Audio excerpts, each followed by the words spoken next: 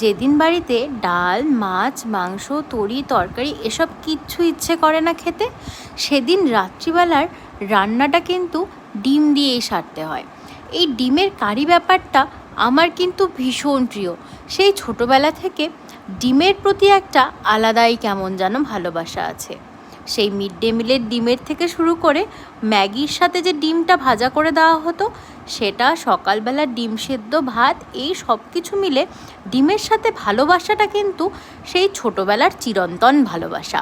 আর রাত্রিবেলাতে যদি ডিমের কারি আর গরম গরম ভাত হয়, তাহলে আর কি চাই বলুন তো। আর সাথে নিয়েছিলাম এক টুকরো পেঁয়াজ আর দুটো কাঁচা লঙ্কা। যদিও ডিমের কারিটা বেশ ঝালঝালি হয়েছিল, তাই কাঁচা লঙ্কা সেমন কোনো প্রয়োজন ছিল না, তবুও নিয়েছিলাম আর কি। আমি জানি আমার মতো প্রচুর ডিম প্রেমী আছে। কি ঠিক বললাম তো?